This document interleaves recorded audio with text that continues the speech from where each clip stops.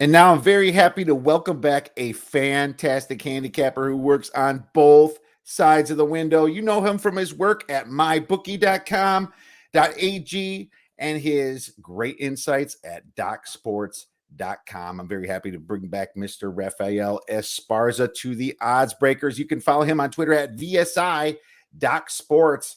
Ralph, you're the god of prop bets lately, my man. I see them all. Really fun stuff. How's this season been treating you?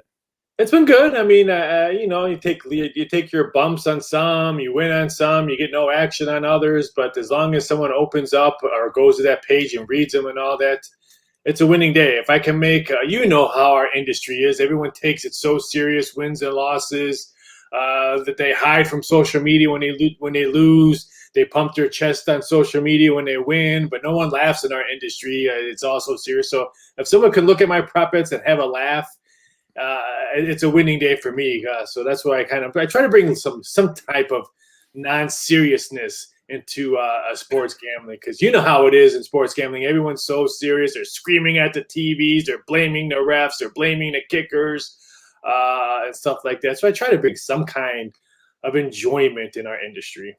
Oh, you had to talk about kickers after last week. Had to throw that in, didn't you? Oh yeah, it was funny. I mean, if you were going through social media watching the Green Bay Packers Cincinnati Bengals game, you thought kickers were like the Devils kickers and stuff like that. I mean, everyone makes mistakes. I mean, win. I mean, it is what it is. I mean, it's not their fault that you're in that position. They try to get those 3 points. Go rewatch the game and see how many other points were left on the field, not by the kicker.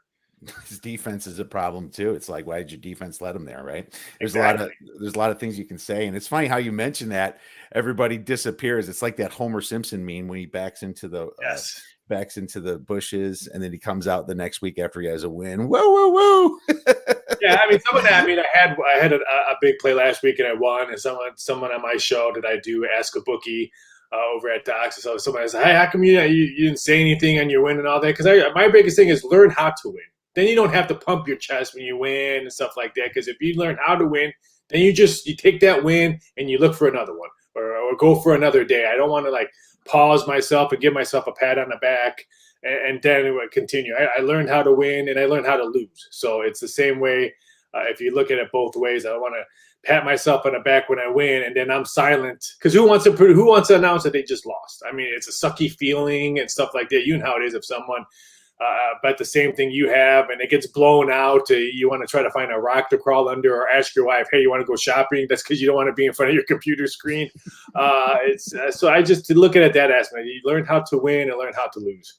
Well, if I ever have a losing day and I ask my wife to go shopping, that could be a very losing day. So, not sure if I'll do that one. But I love how you just talked about making light of the situation with having fun and props, because that's the truth of it. You can have a bad week, but you're going to have thousands of more bets in the future, and you've had thousands of bets in the past. It's a tiny drop in the bucket, and it's a big mental aspect of what people need to learn. Right? They need to be able to get over it. Not be too emotional. Sure, if you won, be a little happy, of course. I mean, we love sports. This is why you do it. But getting way too high just means you're going to get way too low when the bad day happens. So Yeah. control yourself is what I I say. agree. I mean, that's why I do most of prop bets and stuff like that, because so I can bring people to that page of whoever posts them. I'm not saying a million websites use my prop bets, but I know others copy them, and I'm grateful that they do that, because that's why I have a big, huge media email list of all the prop bets I change out there, so people kind of know which ones were mine and which ones and stuff like that. But I want people to go in that wrestling one and say, "Hey, you know what? Oh, that's funny. I read all his wrestling prop bets. Oh, shoot. You know what? I forgot to bet Sunday's NFL game, or I forgot to bet the Raging Cajun game that was on last night that people may not have remembered, but they saw my I prop." forgot it was on. I was coaching my son's baseball, and I got all these. Hey, great job! And I'm like, what? Why am I getting this? Oh yeah, I had a bet going last night. Like, Yeah, I I mean, totally forgot. and that's why when I first started when I left Vegas sports books, and I wanted to do just like a crazy prop bets and stuff like that, I was presenting them to books and stuff like that. How are you going to get someone into your establishment on a Tuesday, Wednesday, Thursday, less than a small handful of college football, or there's no college basketball, or NBA hasn't started, NHL. How are you going to get them to come to your site? If you can shoot something on social media, hey, there's no football today, but you can bet Halloween Kills movies that's coming out today on the Peacock channel. You can watch it for free if you're just, or HBO Max or stuff like that. And like, oh, really? Let me go on there, and it'll either bet it or not. But then they get excited. They're like, oh, you know what? Let me bet my Buffalo Bills Monday night game right now while I'm on the site. So it's always, I always try to tie it in to what people want to do in the weekend when it is a busy weekend. That's so fun, man. I hope you have some great Halloween props at MyBookie, because maybe I'm going to delve into a little bit of fun, just to have the night pass by. That's a great idea. And that's what you do. Over under Michael Myers firefighters killed in the first scene. That's what one of the prop bets was, over under 6.5. That's one of the ones I had. Well, there you go. Did that one hit? Over? I don't want to give this story away because the movie just came out. So I hate to be a buzzkill because I watched it last night. Don't say it then. Don't say it. No. Good stuff. But MyBookie's a great affiliate of ours as well. And if you would like to make those bets, please check out MyBookie. Use the promo code The Odds Breakers. Let's get into the prop betting market a little bit then. You already mentioned one. What are some of the more popular ones that you're putting out as of late over at MyBookie? The Super Bowl halftime ones that have been getting a big hit. I think I was the only one that would ever produce a Martha Stewart Super Bowl halftime prop bet because Snoop Dogg's in it. And those two make the best commercials. If you ever watched their show on Food Network, I wish they were dating in real life and married in real life because I would watch that 24/7. They're just funny together. So, I mean, I'll prop it with Martha Stewart appear on stage at halftime with Snoop Dogg. Of course, the no is -$2. Minus 2,000, I mean, but that'd be fun to see that happen. And of course, we have who's going to be the first singer on the halftime show with all the 5 musicians going to be out there. So that's probably one of the ones that got a lot of plug, got a lot of action on the fight last weekend. If you didn't watch the heavyweight fight, it was one of the best, I would say, top 10 heavyweight fights I have seen in my lifetime. And that trilogy I had, who would bleed first, Tyson Fury, Deontay Wilder. With Deontay Wilder come out with completely covered in costume, yes or no? I had Tyson Fury be carried into the ring when he was walking into the ring. So we had some fun prop bets on that one. But you know me, I try to, cross that line, but not cross it completely over the line. So I got some really good ones interesting. Got Scream 5 betting prop bets coming up right now since the trailer came out yesterday. First of all, I can't believe there's 5 Scream movies or 4 Scream movies, so I'm going to have to rewatch all 5 of them to finish those prop bets probably the next couple of days. But I'm trying to, social media provides me all my content. People, how do you come up with prop bets? I just go on social media and see who's trending and see why they're trending. That's fantastic. That's the way to do it. And that's so unique about MyBookie and what you do for them. That's so fun. But let's not forget your Doc Sports spot, because you do a fantastic job over there. Thank you. And what do you got going on at Doc Sports? Yeah, in our industry right now, we have the NHL dropped the puck last night. So not only do we have football and baseball playoffs, WNBA Finals Game 2 is tonight, but the NBA's next week too. So, I mean, it's just full blown. If you're a handicapper, if you like to bet sports, you just like to sit on the couch and ignore your kids and wife and watch sports. October and November is probably the best months because you have everything going on, World Series, college basketball around the corner, NBA, NHL, football. So over at Doc Sports, I have all of it. Breeders' Cup is just around the corner too. I'm one of the only handicappers that does the horses. I love the horses. That was my first love before sports gambling. So I love watching the ponies. I do all the stakes races over at Doc Sports. No value today at Keeneland, but this weekend there's some good races over at Keeneland and Santa Anita. But you know me, over at Doc Sports, it's never a dull moment when you're doing all this other stuff. No, definitely not. And you do a great job over there as well. Are you allowed to give out prop plays on your props?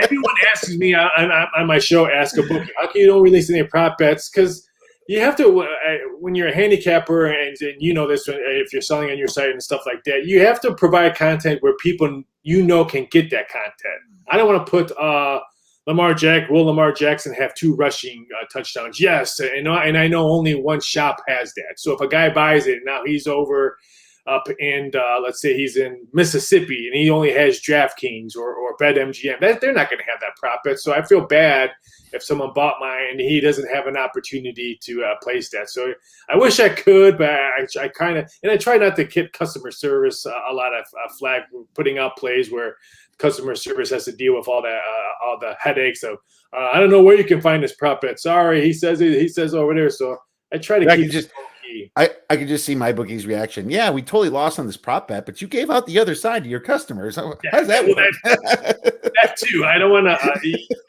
never want to piss off the people who are paying your wife's Amazon habits. That's true too, man. I agree with that. But speaking of props, I think I might have one for you to use. All right, you send them my way, please. For the Super Bowl, and I hope this makes the cut here because if I remember anything about Dr. Dre, Snoop Dogg, and Eminem, it's that. Well, first of all, lots of people listened to their music back in the 90s. And I mean, if you were a kid and you want to be popular with the ladies, you probably listened to it as well. It's just, very catchy stuff, right? But one thing that I remember about it is that every single sentence they had was either a swear word or something profane or something insensitive. And so I would wonder if you would make a prop about the halftime show. Do they slip up in their lyrics and say something they're not supposed to, according to the FCC, or something insensitive? That would be looked at as insensitive. I would wonder if you can make a prop like that, because I don't even know what their songs would sound like if they actually had to use those lyrics. Over under how many change their lyrics. Over under how many bleeps they would have to put on the halftime show. That's very interesting. I'll have to look into that one. So it's I mean, if you kind of think about, I mean, that's why I have Will Snoop Dogg be smoking on stage. I didn't want to put what he's smoking on stage. I just put will he be smoking on stage. So but yeah, it's an interesting. I have to look into that one because someone asked me, "Are you going to do an over/under bleeps when if Snoop Dogg and all of them are on stage together doing a lyric?" I'm like, oh, that's very interesting. I just don't know how they would catch it right away unless I know it's a 3-second or 5-second kind of a lag rule when it comes to live performances on TV. So I have to look at the whole song might sound like an SOS distress signal if that was the case, Maybe minus 100,000 to the yes, there will be a bleep. And if something slips out and they miss, that could be a prop bet. Maybe like I don't know what odds you put on it, but I would say maybe plus 150, plus 200 that yes, something slips out, whether it be a swear word or an insensitive remark. I think that'd be interesting. Yeah, I'll look into that. If I do post it, I'll make sure I give you the credit. Oh, man, I hope so. Well, we'll see what happens when it gets closer to the Super Bowl then, my man. Let's get into a little college football then, and we're going to start out with a pretty big game, Clemson versus Syracuse. It's a Friday night game. Clemson coming off the bye. You have a big home dog here of plus 14 and a smaller total of 44.5. Yeah, who would have thought that Dabble Sweeney's probably wishing he went to Jacksonville with this quarterback. Not only are Clemson 3-2, not only is their offense pathetic, but they're 0-5 against the spread as well. So let's throw that into the mix. They just do not look cohesive on offense at all. They're very stagnant. There always seems like they're 3 and long. It's like 3-10, or there's something like seems like every time they're on the field. So how could you not take Q's plus the points on this one? I know they're not lighting up the scoreboard, but you know what? They're 5-1 against the spread. So if I'm going to choose something, why would I choose Clemson, who's just struggling on offense in all angles? One thing that scares me a little bit, they're coming off the bye week, like you said, and their defense and Clemson's defense has improved, I think, week after week. So it's going to be very curious to see how they perform. I want to say take the Q's plus the point. I think that's the only way to take it right now because Clemson's offense has not shown me anything that they can do to put points on or blow out a team. And they still got wide receiver issues too. I think Williams is still questionable, and the other kid, I can't think of his name off the top of my head, he was still questionable. And I know both of them didn't practice this week so far either. So they got big question marks on offense. I mean, their whole team is banged up. I mean, you look at the injury report, tons of questionable, tons of out, lots of different players coming in. How many weeks is it going to take people to realize that Clemson is not the Clemson they remember? This spread is based upon their name, Clemson. Oh yeah, Sometimes you have to look at Team A versus Team B. What have they done for 6 weeks of football? Right. This spread is massive, in my opinion. And out of the 5 games, the only time that Clemson actually beat a team by more than 6 points was against FCS South Carolina State. I mean, they have a terrible 91st EPA margin, and that is only plus 0.88 yards per play, counting that beatdown on South Carolina State. I mean, you'd wonder if there'd even be even in yards per play after that. Syracuse has kind of found new life. They got their new quarterback, Garrett Schrader. He's leading the way and he's looking confident. And, they kind of have a new motivation there. I love how they played Wake Forest. And in my opinion, should have won that game. Yeah, and Wake is the best. I thought Wake's the best team in the ACC. I mean, look at North Carolina, look at Miami, look at all the teams that people thought were going to be great this year. You have to throw them out. I mean, if it's not Wake, who is it? Pittsburgh, maybe? Yeah. I don't know. I don't know. They have a tough game this week. Oh, yeah. I have a play on that game, wink, wink as well. But, I mean, Syracuse plus 1.31 net yards per play. And if they had Garrett Schrader quarterbacking in the beginning of the year, they wouldn't have dropped that game to Rutgers, in my opinion, because the back. I mean, they're obviously starting quarterback was terrible here, and I'm just forgetting his name there. Dino Babers, remember when he pulled off that upset when he was a 24-point dog? This is what this feels like to me. It's a big Friday game, and now people are saying Dabo Swinney off the bye is going to fix his team. Well, what's he going to fix? A bunch of sophomores that haven't really seen the field yet because his team is beat down. DJ Uiagalelei is not looking what he should be.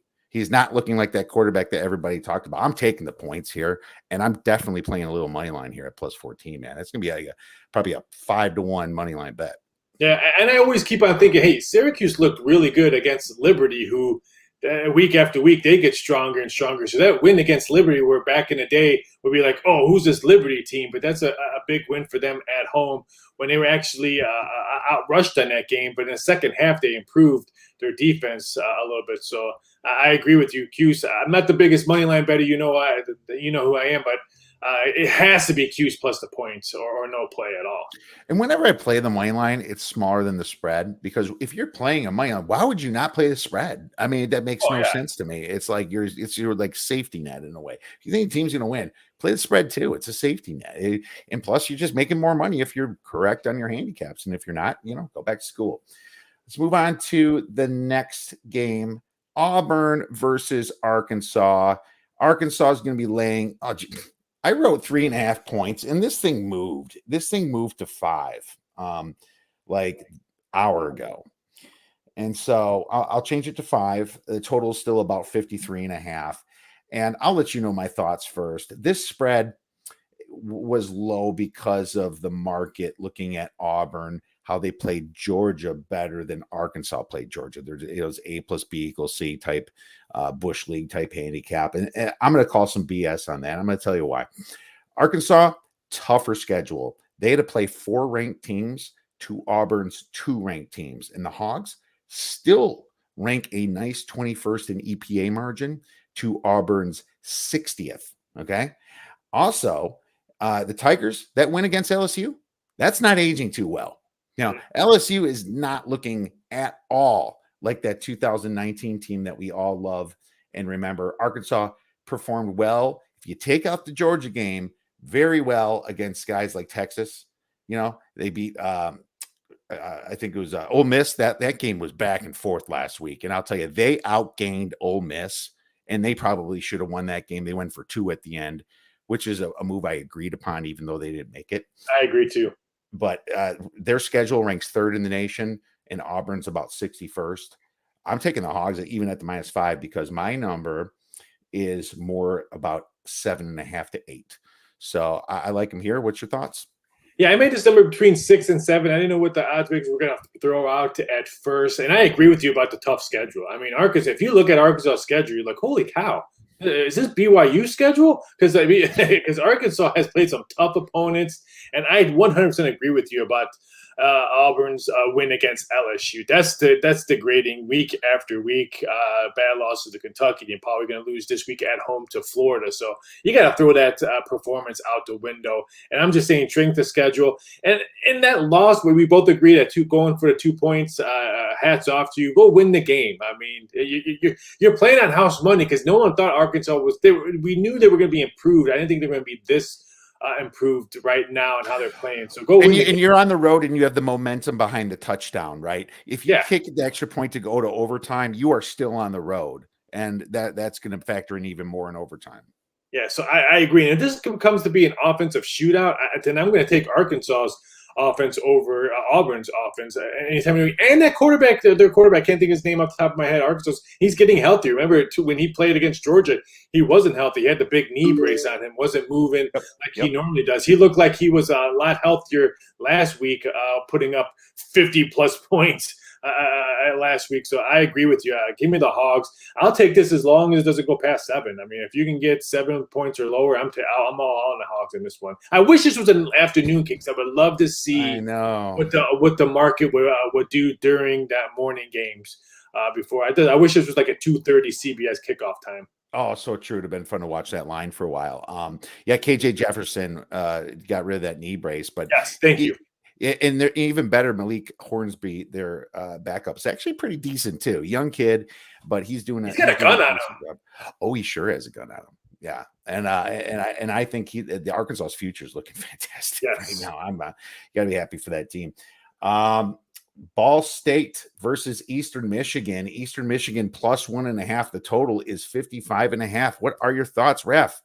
Yeah, this one, I'm not going to lie, you threw me a curveball when I'm like, wow, there's our Ball State EMU. Are we talking college hoops on a Wednesday night or something? So it kind of threw me a curve when I saw this. But this EMU team is fun to watch. I mean, I can watch them all day long. It reminds me of the old CMU team when they were rocking the boat and how they run their offense and how they want to move the tempo fast. I'm all about them. I know everyone likes the Cardinals, but I think they're that question mark in that tight end, was it Koch or Cooch or something like that? His question mark in his blocking, I think is going to be huge in that one. I like EMU because I think they're going to be able to control the tempo on the offense and be able to run the ball. And if that's the case, I like the EMU Eagles on this one.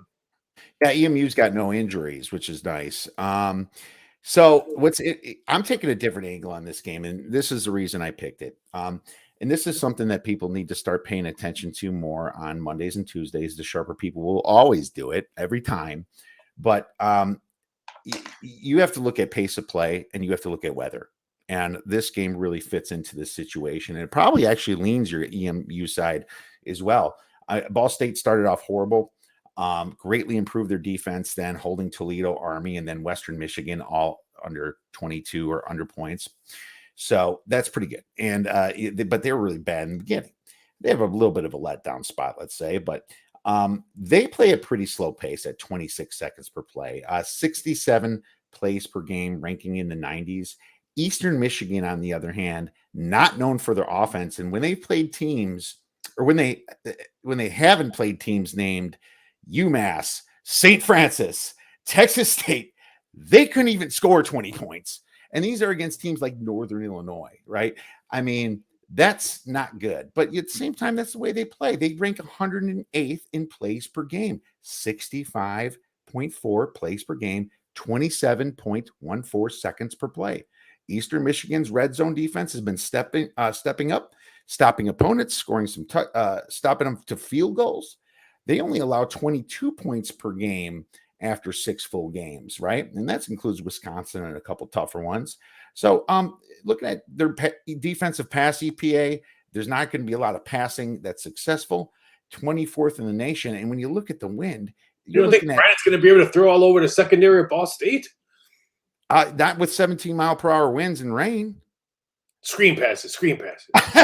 Maybe, but if they're not playing a press defense, looking at the weather, then they're just stupid. But in my opinion, this is under all over it. I mean, this is high for a game like this at 55.5. I'll put a couple 2.5 star, and I'm not a big 5-star, 4-star better. That's a super rare bet for me.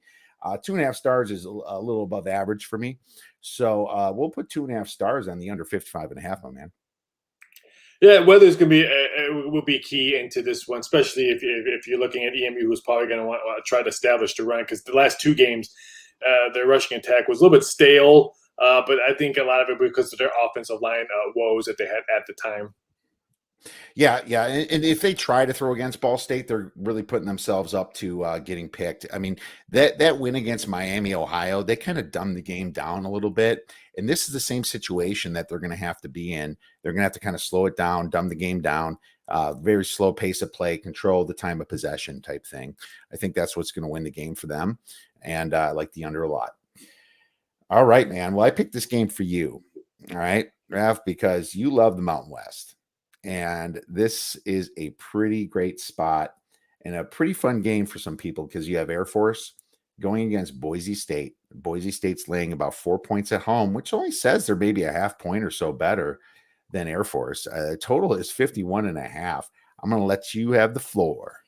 Yeah, this one was fishy because not only did Boise State win last week, but Boise State knocked out a team that I thought that could knock down a Final Four spot because I think everyone loves Cincinnati right now, but I thought BYU's schedule was tougher than Cincinnati's if they were able to go in there undefeated, who BYU have played this year compared to Cincinnati. But you know what? Boise put that right underneath them because they won last week at BYU. I mean, that's a great win for them. Is it going to be a letdown game for them now? Because Air Force has been playing some lights out football, and we know what type of offense they run. And times you can stop it, and times you won't be able to. I like Air Force in this one. I think it's a letdown spot. I think Boise maybe shot their bowl game hopes last week, beating BYU on the road, and I like the Force. I just think they're rolling right now.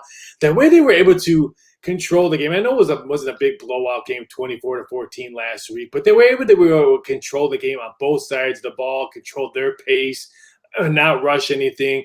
That was just impressive to me, and I think it's going to roll over here. And again, I think Boise going to still come in talking about how they beat the undefeated Mormons and maybe have a letdown game here. I like the Force.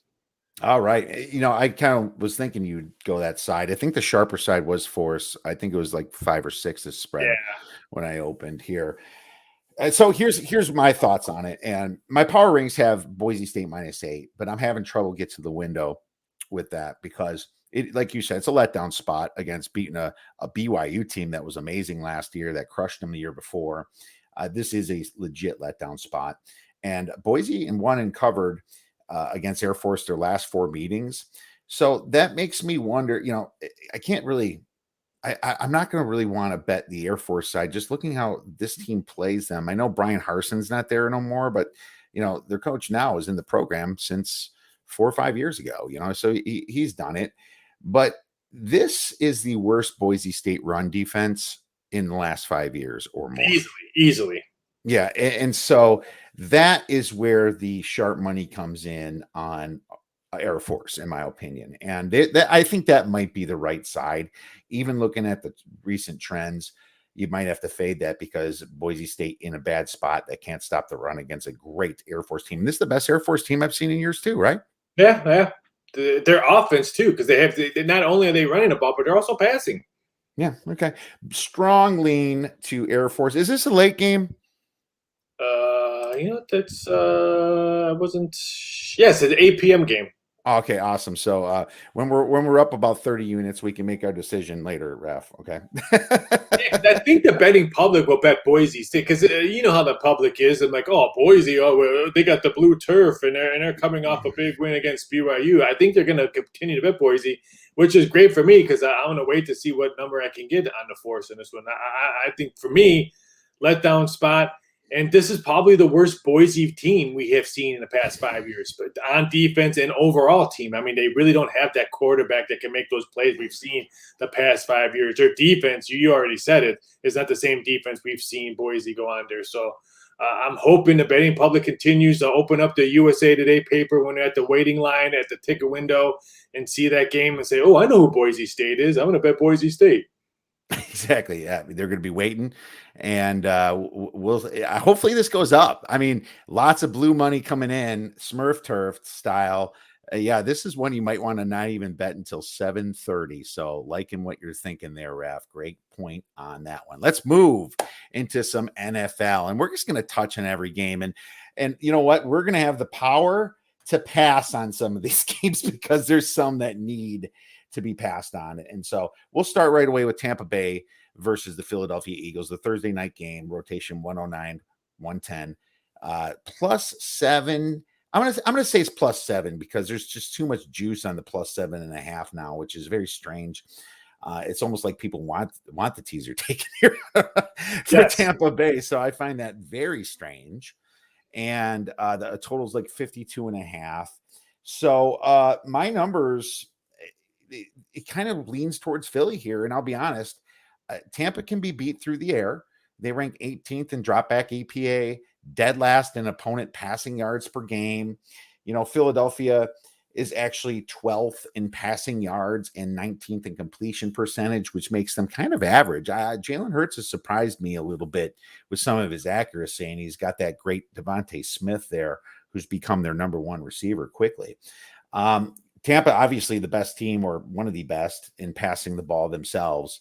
But Philly's defense ranks 4th in opponent passing yards and 9th in dropback EPA for defense. So that's another matchup that they kind of have an advantage here. So my power ratings, I have to ignore that a little bit and give them a little bit of love for the matchup. I have Tampa winning by 3. I haven't bet it yet, but I'm going to see what your thoughts are and make a decision later. I say if you like the Eagles, I say you take it now because I would not be shocked if we see 6.5 coming out tomorrow when you wake up and say, "Oh, son of a, why didn't I take him the other day at +7?" I don't think we see 7.5. The way the amount of money that I saw this morning coming in when I looked on the screen, especially over at MyBookie, the money that was coming in was all Eagles. So I would not be shocked if we see 6.5 being the major number by tomorrow. Some books may be a little bit cautious on that because I think they're still licking their room, getting middled last week with the Packers Bengals game. So some books may not be too gung ho to move it off the 7, but the action's coming in on Philly, and I agree with you. I have Tampa Bay winning by 4 points or less. So I'm looking to take the Eagles as well. But shoot, I wish I was the age of Tom Brady in a bathroom that was probably going to throw 6 touchdown passes tomorrow. So who knows? You can not bet it. Yeah. Imagine that. I mean, if it goes 6.5, forget it. Just don't even bet it. Enjoy it. Or if you want, if you think the Tampa's going to win, you tease it. I don't want to tease a road Thursday game like that. Not my style. And Eagles got a little momentum after beating Carolina last week. Possibly you can look at it as a letdown place, but I think this could also be a momentum place. So we have agreement there. This next game, I will have a play on. And so I'm going to let you start. We're going to go with Miami versus Jacksonville in London, +3.5. Jacksonville's getting. Looks like it's moving more towards the -120 and total of 47. First of all, how bad do we hate the English when we send them the Falcons and Jets and now the Dolphins and Jaguars? I mean, do we really hate them that bad that we send them these garbage teams? I know Jacksonville plays there all the time, and that's another issue. But it's just, I feel bad for them. Why don't we ever send them Tampa Tom or send them Patrick Mahomes or something like that? We send them Jacksonville, the Falcons who are rebuilding. And I mean, what are our diplomats doing here in this country? What is going on? I think Jacksonville gets their first W out of the U.S. So I like Jacksonville in this part. I'm probably not going to take any action on this game. I just don't like it. I wanted to take the over on this. So I think we do see a lot of points, especially with maybe Tua coming back. But the number moved. It opened up around 44, 45 over the week, and it's all the way up to 47 at most shops. There is a couple, I think 46 is out there that I saw earlier. So I think there's no value. But for me, why wouldn't Jacksonville win their first game out of the U.S.? I mean, that's just the way that the gambling gods would probably let us see it. So I'm leaning towards Jacksonville, but I can understand why people are probably going to buttload money on Miami. Well, I mean, the odds makers will be big Urban Meyer fans. I can guarantee you probably on this game.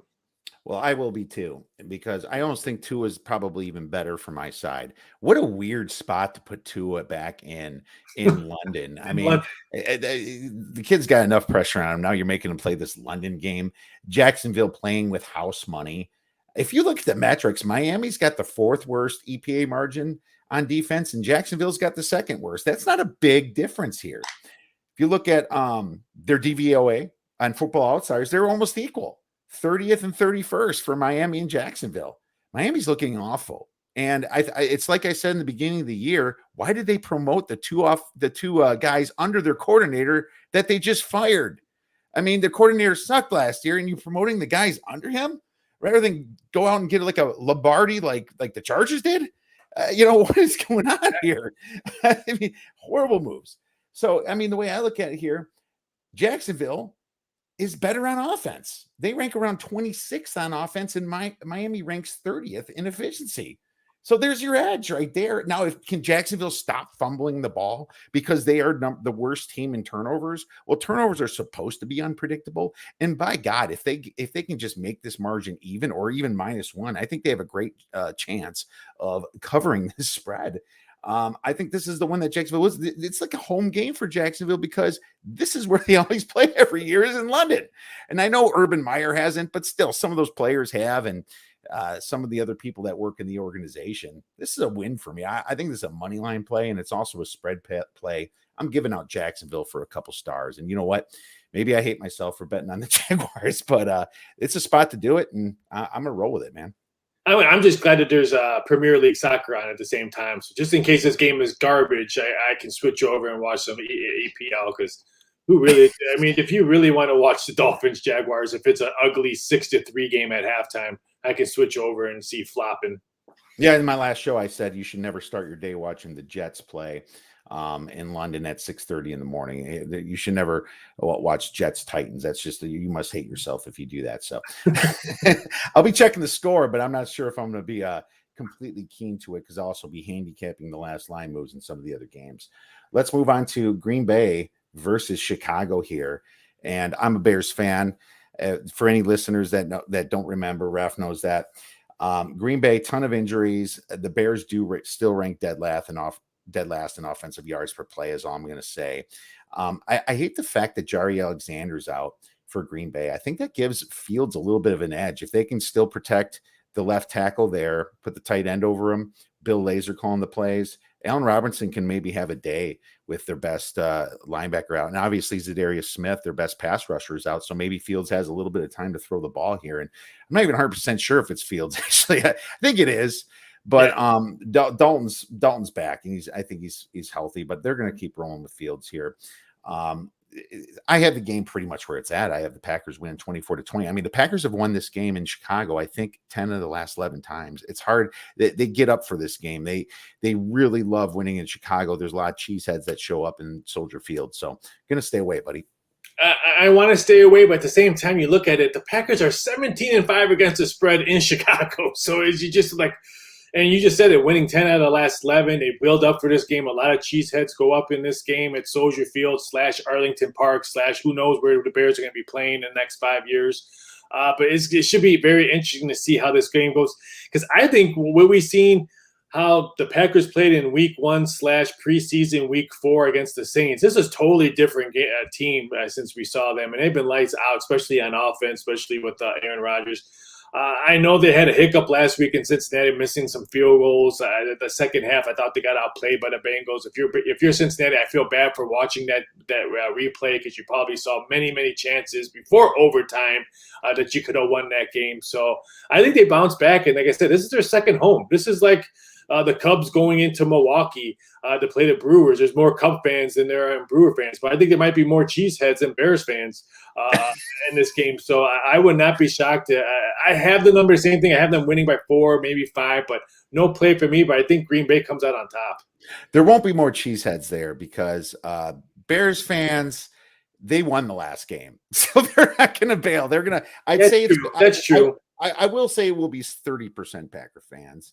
25. There were more Bear fans than Raider fans, I think, in Vegas last week.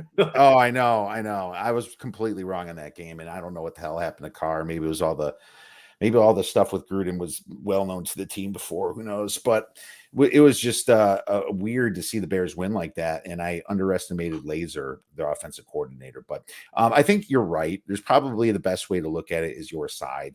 Even if the Packers are a little bit injured, I'm sick of losing money on my team in this game. I'm just going to personally watch it. Let's move on to another game here. Kansas City versus Washington. And this is interesting here because you look at Kansas City. They're number one in offensive EPA still, even after that last performance. Just totally blows my mind. I know, right? But they're dead last in defensive EPA. So you have this team on two ends of the spectrum, and then you have Washington that's kind of in the middle with. I mean, it's not like they're not exactly a zero or an even, but they're slightly under that, right? But then you look at massive home dog here of 7. So what do you believe when you look at the perception of this? What do you believe? Are you taking Kansas City from the last 2 years and saying there's still something there to this game? Because if you're looking at the numbers this year, this spread is freaking off, so how much at this point in the season, week 5, week 6, how much do you still trust last year? And then you look at injuries like Edwards-Helaire, Tyreek Hill, and Travis Kelce got a stinger. He should play. But, man, I can't bet Kansas City is a road favorite on anybody here, especially seeing that Washington did outgain New Orleans last week, and they can score some points. So that's all I'm going to say. Numbers-wise, I have it about a 4-point victory, 32-28. Kind of like the over itself, but like I said, those injuries still throw me off. So I'm not going to make a play. I'm going to lean to Washington as of right now. Yeah, I also lean on Washington because if you take away those 2 INTs that Heineke threw against the Saints, they're right there. I mean, it's a totally different ball game. They could maybe even won that game or maybe even controlled the fourth quarter and is a different type. So I agree on that one.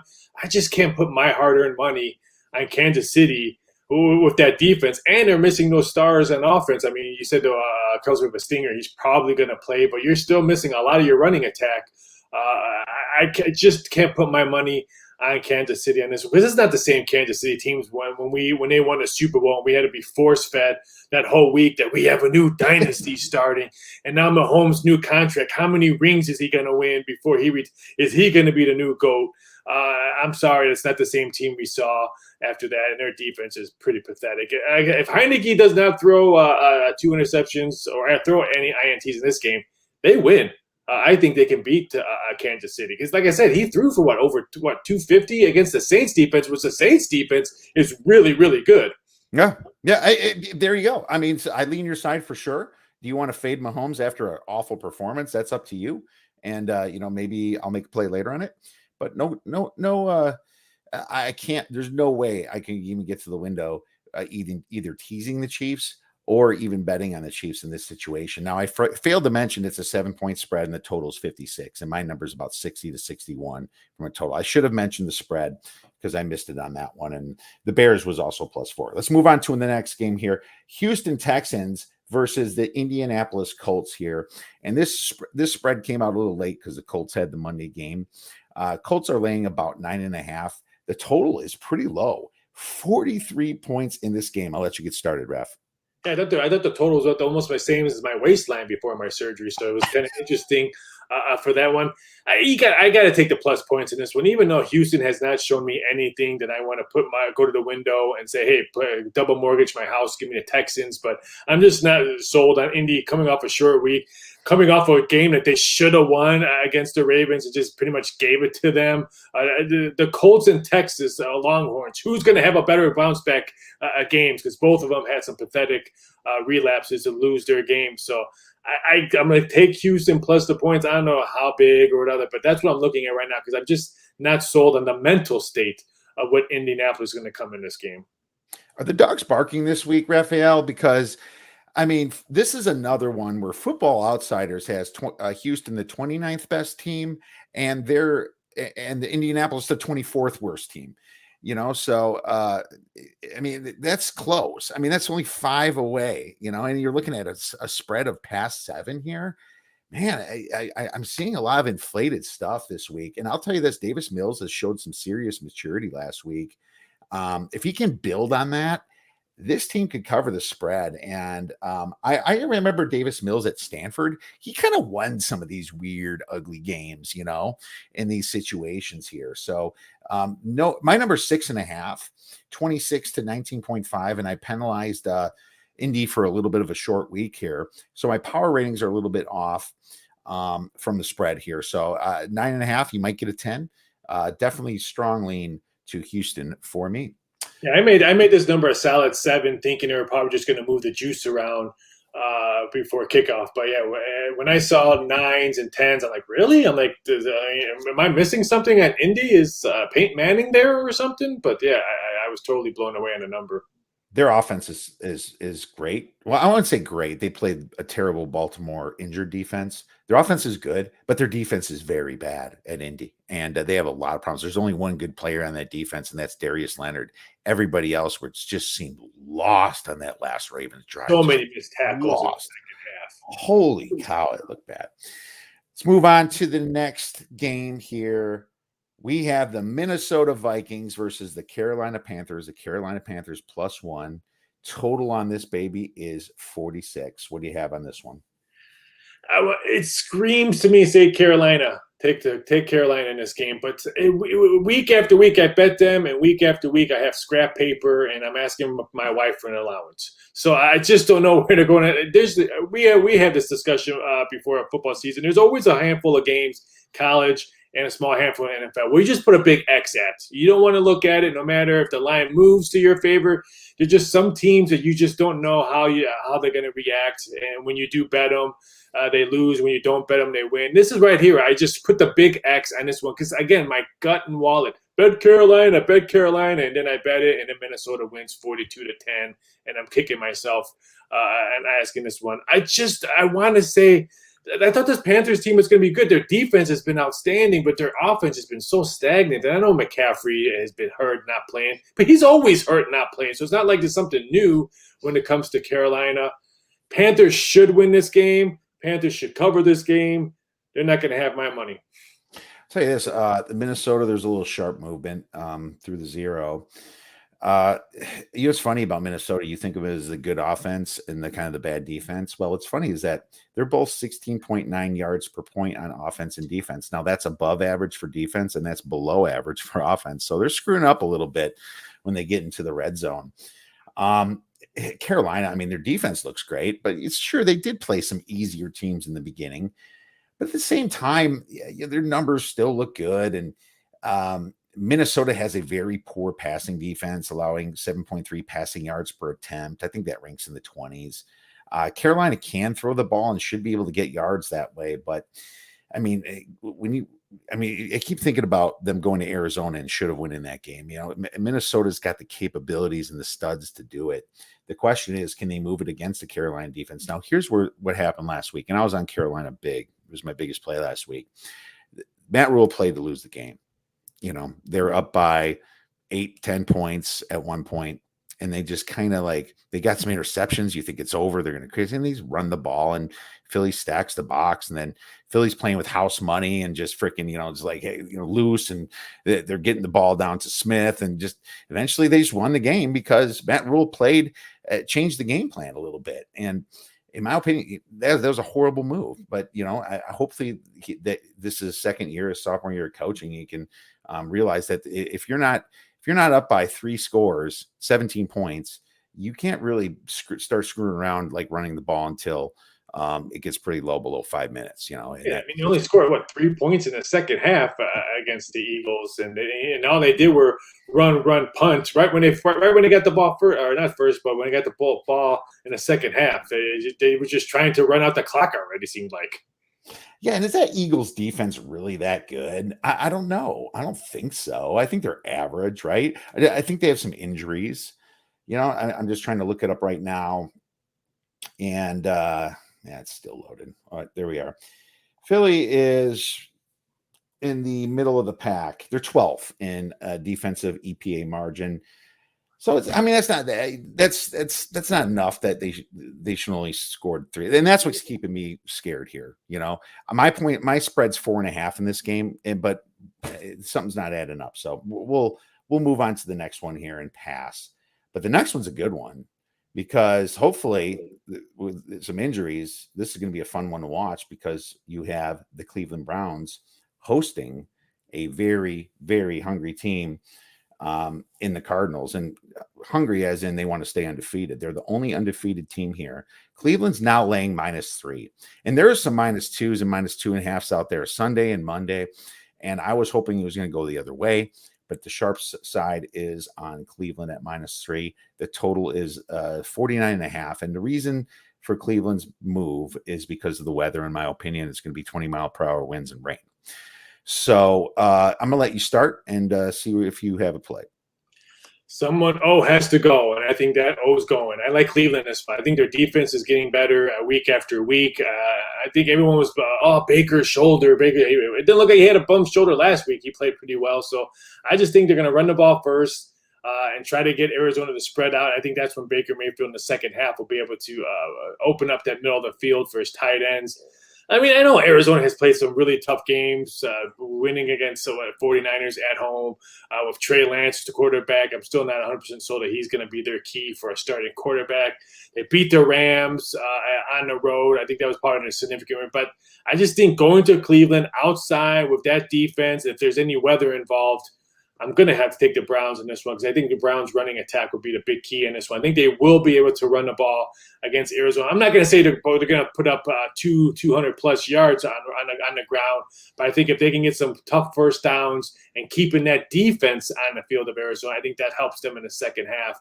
I think Cleveland takes this game in the second half. I have them winning by like 5 or 6. I like the Browns in this spot. All right. Well, yeah, I'll tell you this. My efficiency algorithm came out as exactly my point spread, really, because if you're given 2.5 points, I got like Cleveland a half or Arizona a half point better.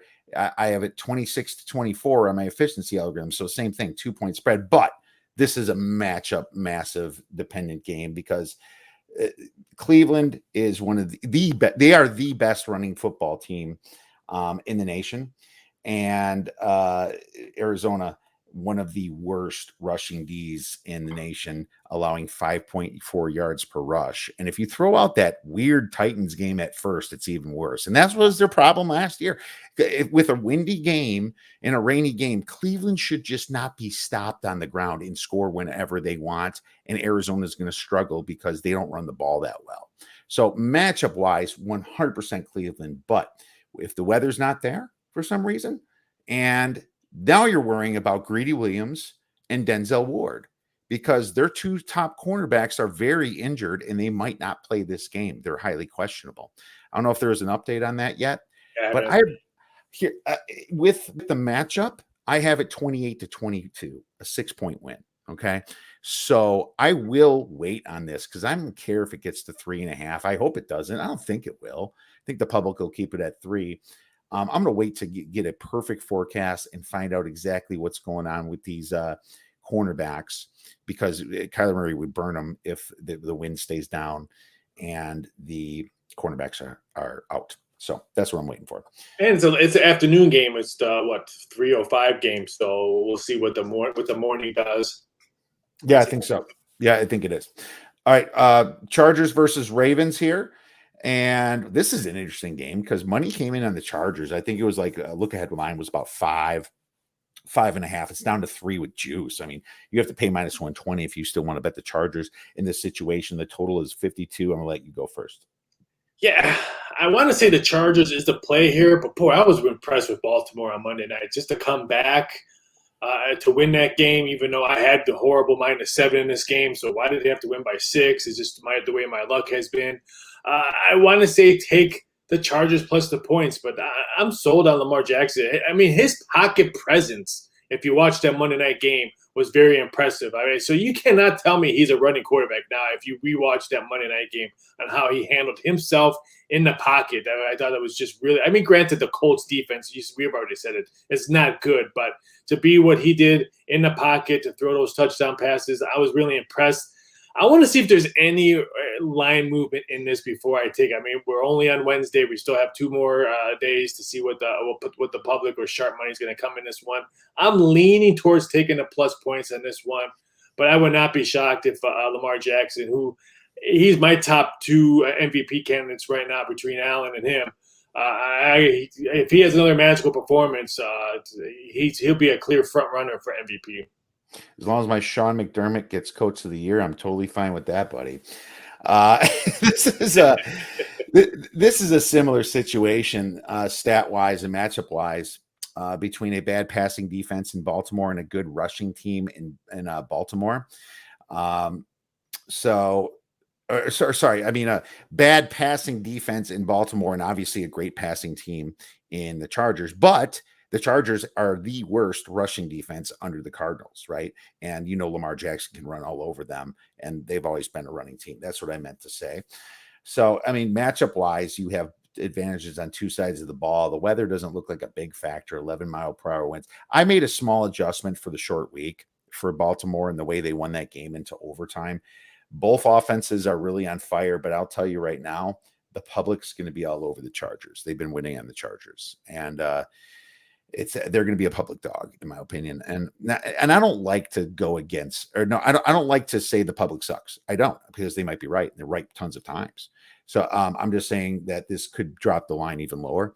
But in this situation here, the only way I could look is the Chargers, because I have them winning the game by a half point. Now, I want a flat 3. I'm greedy like that. And I could have got it before, I know, but I was kind of hoping that big Baltimore comeback would drive it the other way, but it's not. You can still see all the money coming in on the Chargers there, which is interesting. Yeah, and you wonder when there's going to be pushback. Is there going to be pushback when it hits 2.5? That's interesting to me too. I mean, you have a home team in Baltimore here, and the Chargers have massive problems stopping the run. And the thing that Baltimore does, though, they're more of a quarterback running team, so it's a little different than just a rushing offense. It's the quarterback running. So it makes me scratch my head a little bit about their stats against the run. It makes me wonder. Yeah. So I'm going to side with the big lean on the Chargers for now, and we'll go with that. And let's move on to the next game. We have the Cincinnati Bengals against the Detroit Lions. Detroit, a flat plus 3.5 now. The total on this is 47.5. I'll let you start, Raphael. Boy, I want to see Detroit win a game because I'm tired of watching him cry on the head coach cry on. He feels sorry for his players, blah blah blah blah blah. Weren't they supposed to be eating kneecaps right now instead of crying? Detroit has to be the play, and there's a 4 out there. Not that many, but there's 4. There's one lonely 4 out there. The rest of them pretty much 3.5. Does that 4 mean we could see more 4s popping up? I would be praying to the gambling guys if that's the case, because I would love to get to the Lions plus 4 on this one. I think they're the play, but man, Cincinnati, to me, I thought they were going to be a garbage team, but they're not that bad. Burrow, I know he went to the hospital for some throat injuries afterwards. He's been practicing all week long, so he's going. Did you see him get popped in that Green Bay game? Yeah. I thought he was done again. Yeah, I'm like, what are you doing, man? Oh. Yeah. So he needs to learn how to take sliding classes or something. He needs to go to the Cincinnati Reds, and learn how to slide or learn how to be very cautious when you're running. But my gut's telling me wait to see if you can get a better number, because you just said you're greedy. I'm greedy. I would love to get 4 on the Lions, but right now I'm just going to wait to see what the number does. It indicates, because I think the Lions get a big W. They're not that bad what their record says. They're very competitive into games. No, it's very true. And Detroit's been very competitive, but you can also tell that they're similar to Houston in a way. They can really try, but you can tell they're still inferior to some teams. But are they inferior to Cincinnati? I think Cincinnati's playing a little bit past their abilities right now, Raph. Kind of like you said, I think I agree with that. And they just lost their right guard Jackson Carman and their backup running back, because Mixon's out, Samaje Perine, to COVID.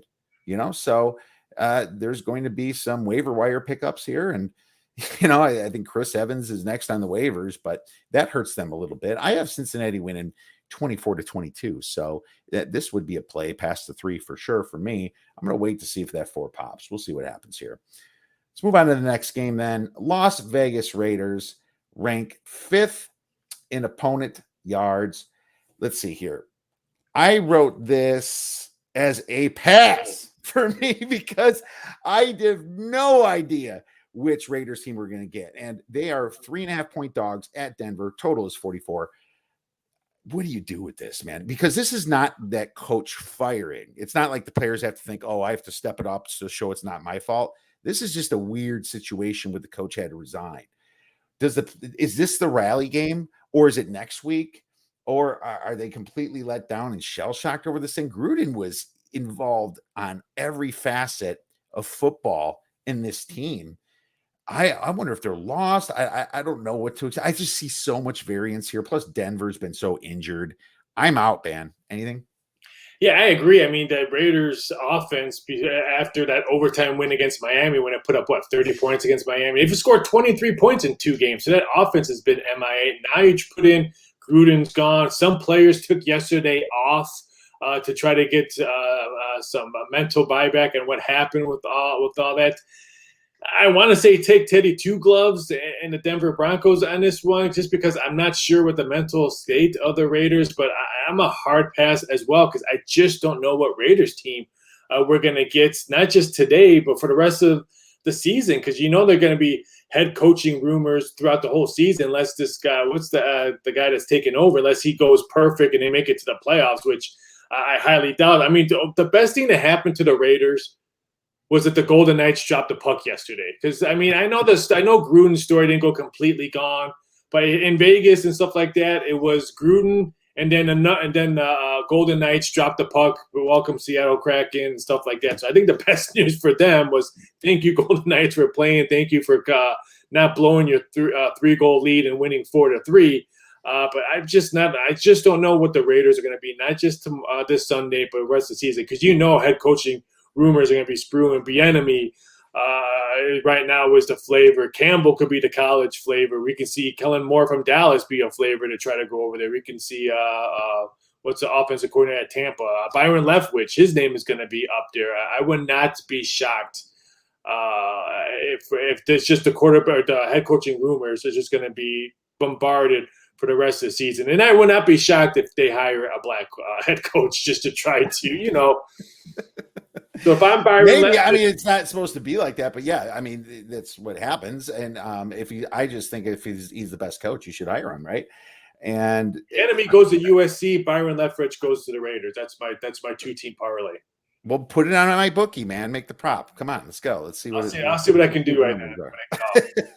I can't even figure out the Raiders when they don't have controversy. That's probably been my worst betting team for fading or betting on over the past 5 years, but what a mess. But great point. Yeah, that puck drop probably helped out a lot. All right, well, let's move on to another game here.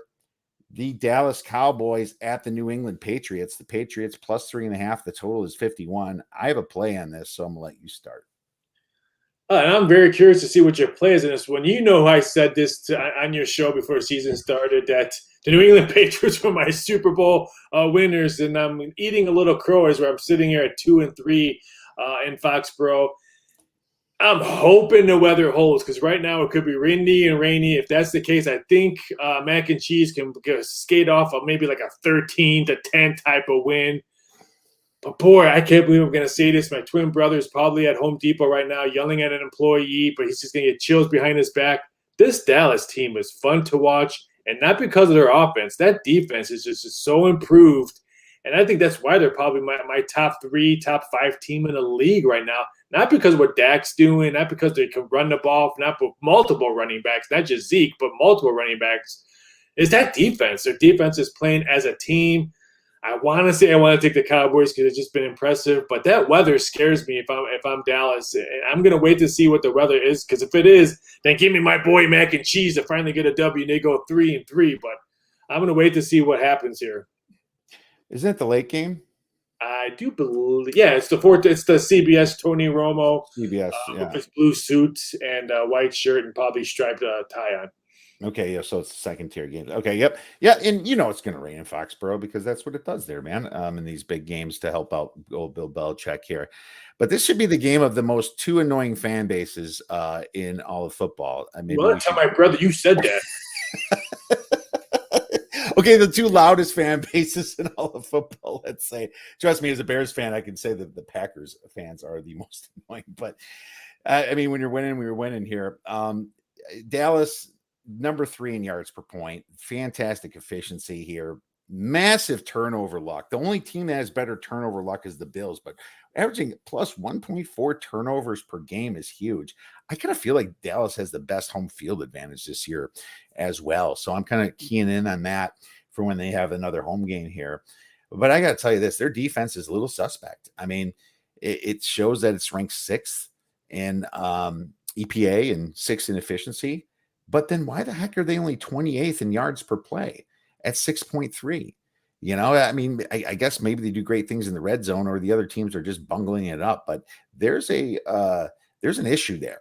And when I see that kind of thing, it makes me want to lean towards the other team. I think Dallas coming into this situation is going to have a coaching mismatch. You know, I don't like McCarthy, and I know I gave him credit for what he's done so far, but Bill Belichick knows that he can't get in the shootout with this team, and he's going to play this game like he can't get in the shootout with this team. You're going to see some trick dinks and dunks, some misdirections. It's going to be 3 yards in a cloud of dust, probably some 4th and 1s, a ton of that, and they're going to try to control the clock. And it's going to frustrate them because Dallas wants to have control of that ball.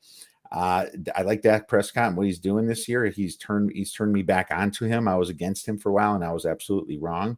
But this spread, it's too high in this situation.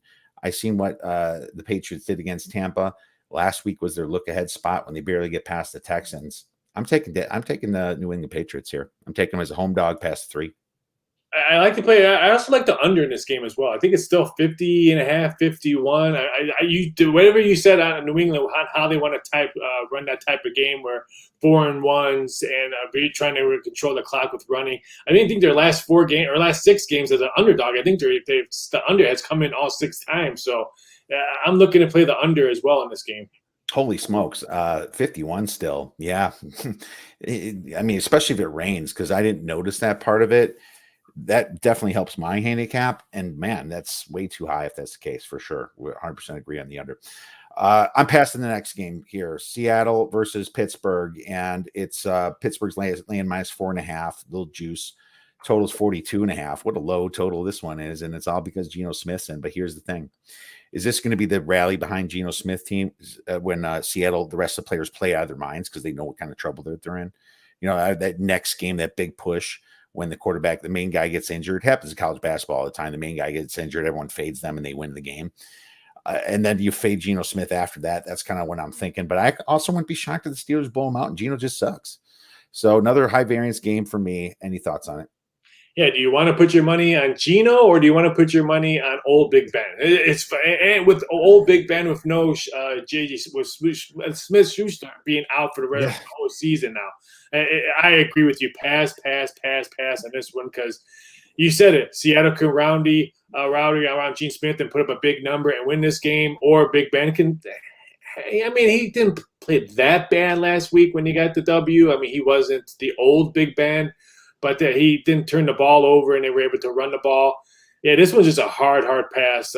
Boy, I feel bad for the people who were excited to see, 8-20 game with Russell Wilson and Pittsburgh Steelers defense, and then, Geno Smith and an injured Pittsburgh defense with old Big Ben behind center. Yep, pass. And let's see what happens next. I hope Seattle wins. I hope Seattle wins so I can get something for next week, man. That would be fantastic. Yeah, it should be interesting. But like I said, it's this is going to be an ugly game. I think both teams are like 1-4 on the over/under on unders in this one. So if you like a barn burner game, I think maybe the Red Sox and Houston are playing in playoffs. You might see more points in that playoff baseball game than you see in this game. Yeah, right. Exactly. Now, this next game is the Monday Nighter. And Buffalo is facing Tennessee here. And Buffalo coming off a massive get the monkey off my back win at Kansas City. They lost there, obviously, last week. We were on Buffalo last week, thank goodness. And the Tennessee's home dog, +6, -115. That thing's going down. Under is 53.5 total. And I'll let you get started on this one, but I have some pretty strong thoughts, but not quite a play yet. Me either, but I'm leaning towards taking Tennessee in this one. If I can get +6, which I think the betting public's going to be all over Buffalo just because they saw what happened last time. Buffalo goes to Kansas City, gets the monkey off their back, blah, blah, blah, blah, blah. Buffalo and the Bills Mafia will never lose a game all season long. I like Tennessee in this one. I mean, granted, yeah, I know they beat Jacksonville their last game, but they did not just beat them. They controlled the whole tempo, and they finally were able to run the ball against Jacksonville. And now they come in here. They won, 3 of their last 4 games.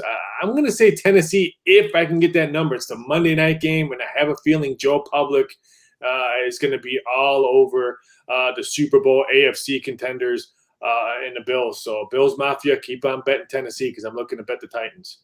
The Bills have had a pretty interesting schedule this year, haven't they? It's supposed to be hard because they're number 1, but their schedule ranks 23rd. They've beaten some really easy teams. Houston, Washington, yeah, Miami. Geez, yeah, what a pretty easy schedule, and that's probably what you're looking at here. But we haven't disagreed yet on this podcast, and I'm out of here. We have some disagreement here, but I'm not saying I'm betting it yet. The thing here is a lot of people look at this as the the big letdown spot, but the truth is maybe Buffalo's just taking care of unfinished business, as the Mafia likes to say, right? Because they got beat bad by Tennessee last year by double digits, and I think it was like 20 some points. Well, they got beat bad by Kansas City. They just wiped that slate clean. Maybe this is the next one on their list. Maybe this is another one they circled, those dang Titans, Mike Vrabel. And we come up here. So maybe that changes that whole letdown spot here. And it's really interesting to me. Just from straight numbers, even adjusting for strength of schedule, I have this way past the spread. And it's almost embarrassing to say I have it about a 12-point margin. And maybe it's because Tennessee looks so bad. But if you at least look at Football Outsiders, Tennessee's way down there and Buffalo's the top. So it's not like what I'm saying is crazy. But man, I don't see. I just don't see how Buffalo can screw this up statistically. Now, yeah, if they show up like they did at the Steelers, they'll lose this game. That weird first week when Buffalo looked completely different, and that's what you're worried about. But Tennessee does not have a Steelers type defense, and Tennessee has some seriously banged up wide receivers. I believe AJ Brown's back, but still have a lot of questions on Julio. No Johnny Smith from last year.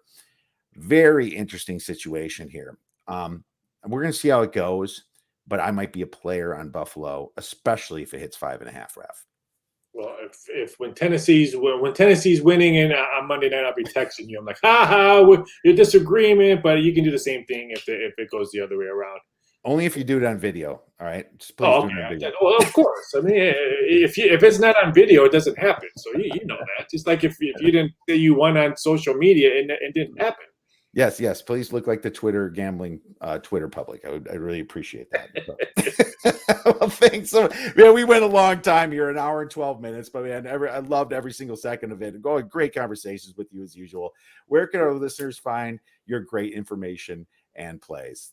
You can find me over at DocSports.com. You can find my plays there, my articles there. You can find me over at MyBookie.ag. You can find all those crazy prop bets on there. So I highly recommend going over there. You can follow me on Twitter at VSI.Sports.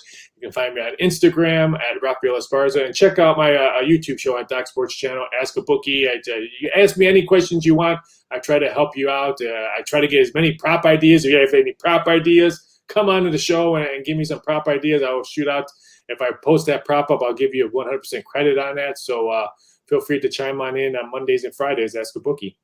All right. Make sure you use the promo code, the Odds Breakers. Thanks so much, Ralph, for coming on. I can't wait for that tweet, man.